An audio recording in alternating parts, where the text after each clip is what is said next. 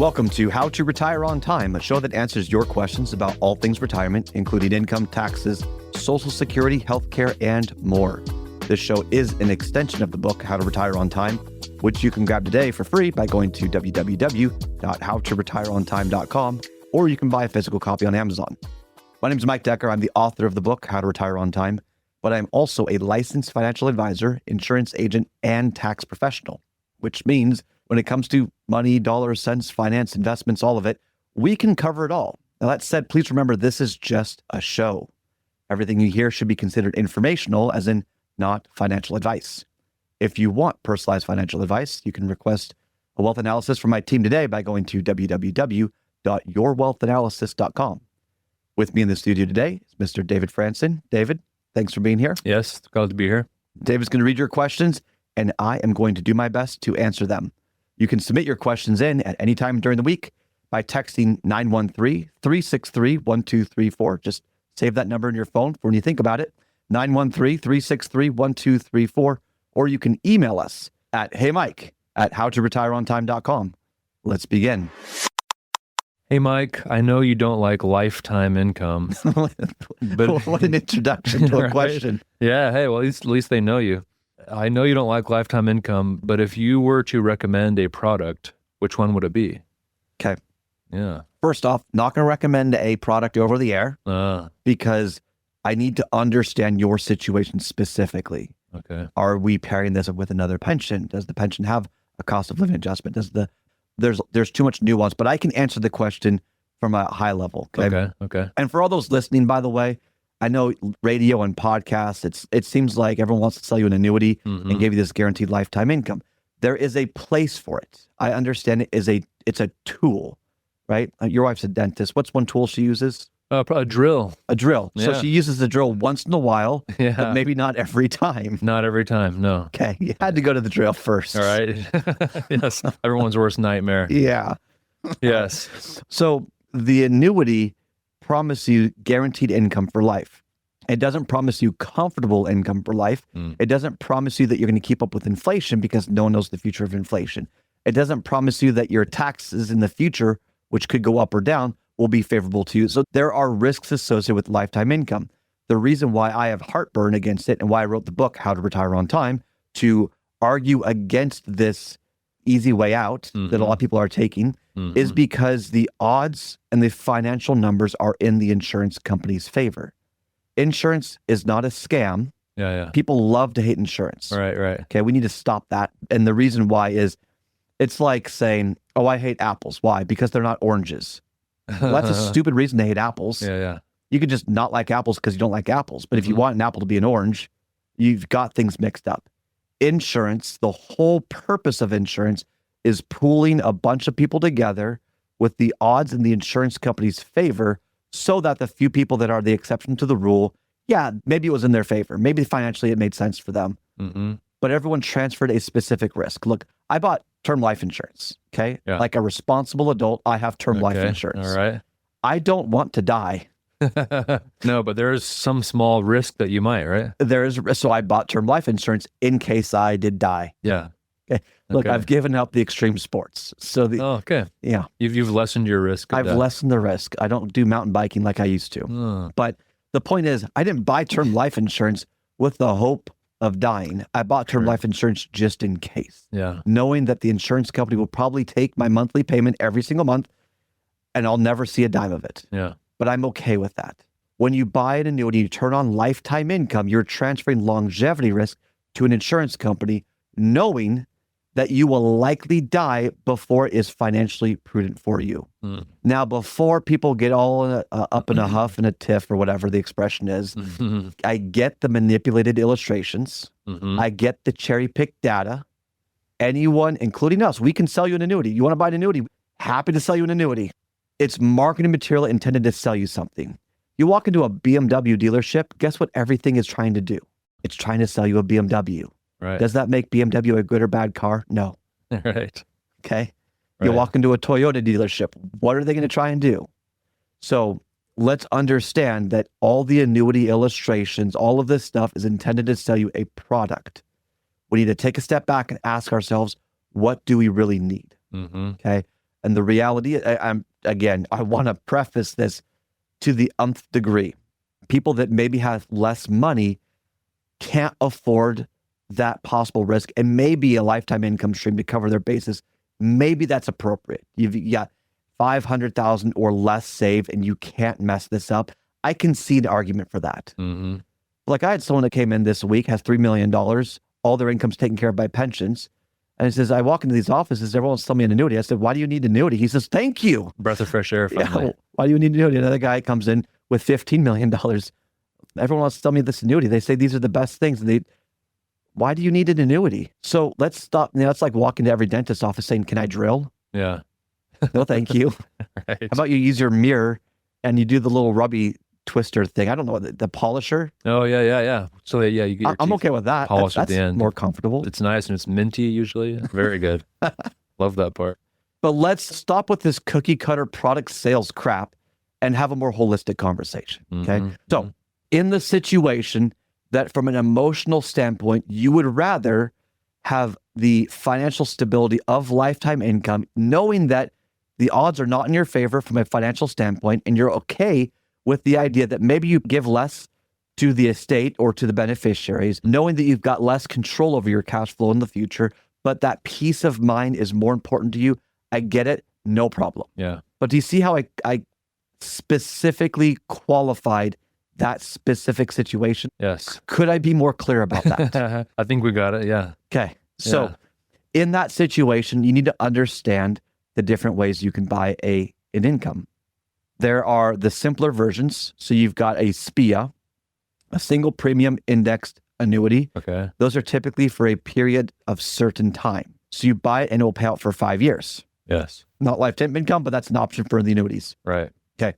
The next option is going to be the variable annuity. Okay. The variable annuity, you put income in, it's going to go up or down. So it There's varies. there's It's like variable. extensive amounts of fees. Okay. But you can turn in lifetime income. So if the markets do go up, then maybe you'll have more of a benefit, but that's not guaranteed. So you've got more growth potential, but it's not guaranteed growth potential with it. And you have the additional fees.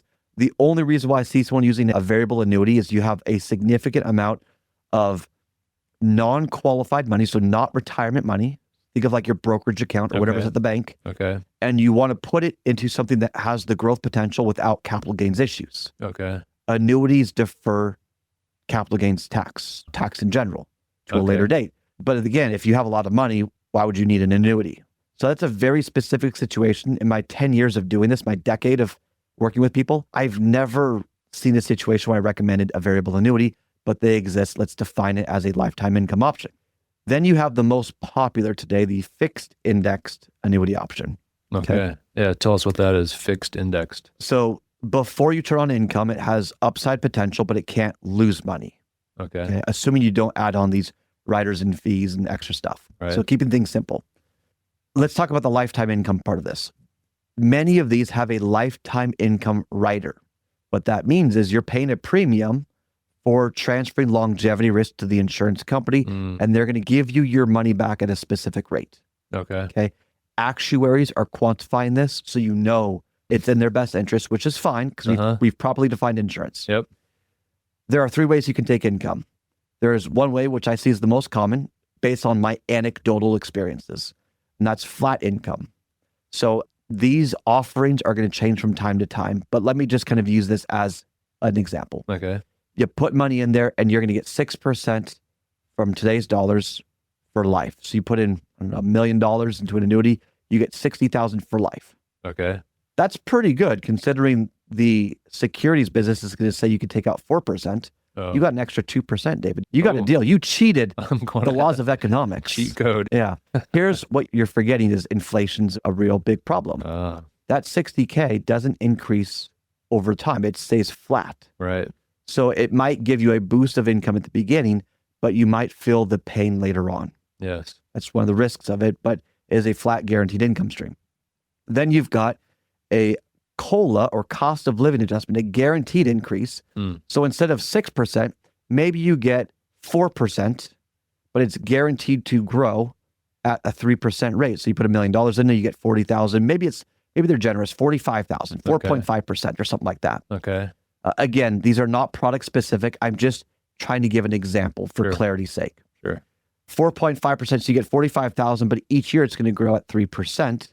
That helps you keep up with inflation. Mm. Okay. And then let me go down a rabbit hole on that real quick. Okay. This is something that people often miss. They'll say, oh, I've got the annuity, I've got the guaranteed income, I've got the guaranteed growth, I'm set. There's a clause in many of these annuity contracts that says the $1 million, once that cash value is gone, Uh-huh. that 3% growth stops and you're now flat. Oh, So many times it's not actually guaranteed growth for life. all right. It's not a guaranteed cost of living adjustment for life. I can't say that for every product that's ever existed. Mm. It's just something you check because most that I see have that clause in there that at some point it will go away Yeah. Okay. So you have those little 3% bumps until your original, until like the Cash. 15th year, yeah, typically. and then kind of flatlines. Yep. Oh, That's a risk. Then you have the indexed option. Now, the indexed option, if you're going to go down one or the other, this might be a more competitive option because you give less risk to the insurance company. mm-hmm. Here's how it works. You have, let's say, the 45,000, so 5%, whatever it is the amount that you're going to get from the assets or the money you put into the annuity. Okay. And every year, your income will grow based on an index. Okay. So it's indexed increased. Okay. These are proprietary index, which is a fancy way of saying a black box. Okay. So you might not actually understand how they work, and it might be manipulated to the insurance company's favor. So be very careful about any index that is not commonly known. So if it's based on the S&P 500, okay, that's easy. Mm-hmm. But if it's based on this, I don't know, XYZ, incredible, the best ever, blah, blah, blah index, some proprietary name or Sure. whatever, Okay. be skeptical about it. Okay. Some of them are good, some of them are bad. We don't want to use absolutes here, but be skeptical. Mm-hmm. If that index goes up, then your income bumps and it can't go backwards. Okay. If the index goes down, then you just have the same income as last year. So you've aligned yourself with how inflation actually works and with how the insurance company takes risk. And it's less risky, I think, for the insurance company. And you might not have consistent growth overall, but you've kind of hedged your bet to have a higher probability of having an inflation hedge for maybe a little bit longer term period of time. Okay. Okay. That's a very simple explanation of a very complicated underlining set of instruments that Right. make that possible. Right. But that might be a better bet. Yeah. Okay. Because if it's increasing, then the cash value would be increasing because it's the same clause. The cash value hits zero, this goes away. Sure. So you've got to understand the different ways that you could offset inflation. You've got to understand how these instruments work. Okay, let me tell you a quick story. All right. My wife and I recently had a baby. Baby's healthy, mama's healthy, Great. and we're getting enough sleep that I can still do the show in a somewhat coherent way. Uh-huh. While we were at the hospital, okay, my wife needed a particular cream or medication. Okay. And we said, what do you recommend? Or, what can we get? And they said, well, we can get you this. Mm-hmm. And we said, no, we want this. They said, no, we can't. They just said no. And they didn't really give an explanation. And so then we called our doctor and we said, hey, can you prescribe this? We had a relationship with them. They understood our situation. They said, oh, yeah, no problem. Then I had to leave the hospital, walk across the street to another pharmacy, and then get that medication and then walk back. Okay. When we came back, the nurse said, how'd you get that?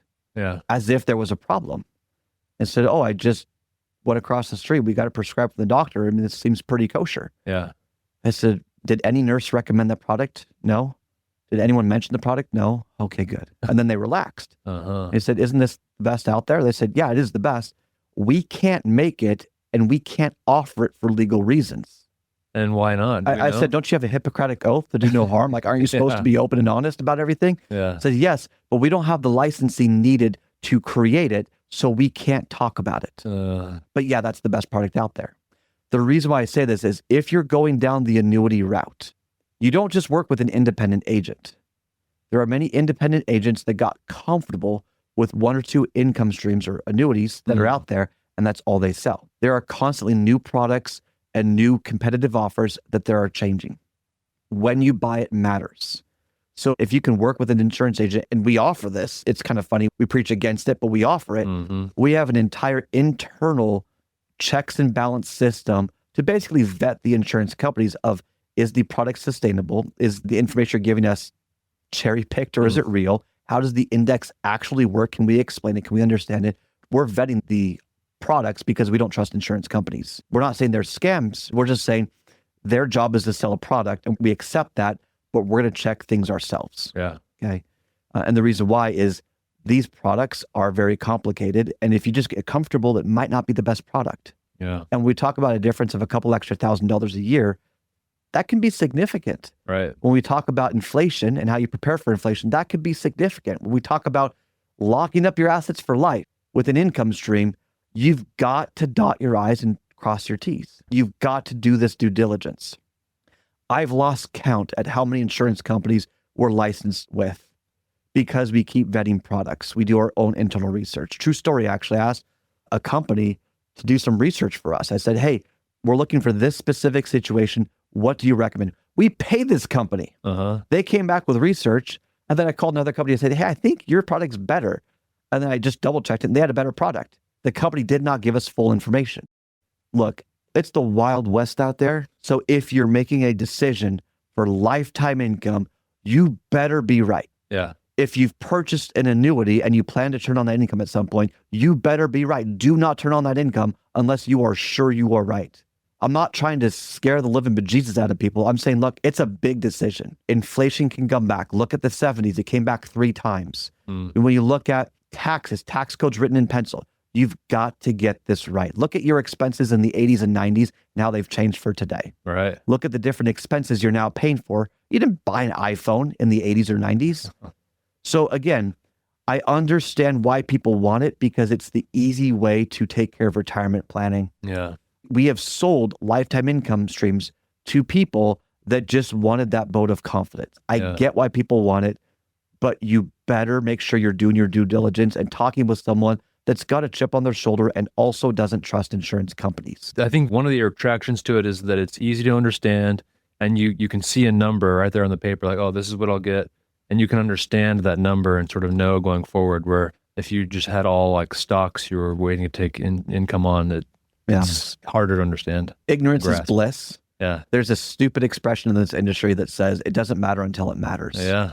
Well, it might not matter now, but in 10 years, it might matter. And you've got very few things you can do once you've turned on that income stream. Right. You kind of get locked in, right? Yeah. You could liquidate the policy, but you're not going to get much money on it. It's not worth it for you at that point. Right. So it's not technically irrevocable, but think of it as an irrevocable decision, something you've got to stick with. Okay. So proceed with caution. If you want the lifetime income, if you want to go through this process, that's okay. Yeah. But I would invite you, to everyone listening right now, to call us so we can show you the risks you may not know exist, and then show you product after product and explain the benefits and the detriments associated with each product and each strategy. And then you don't buy just one of them. You diversify, just like you diversify stocks or bonds or whatever, diversify the income streams. Yeah. That's all the time we've got for the show today. If you enjoyed the show, consider subscribing to it wherever you get your podcasts. Just search for How to Retire on Time.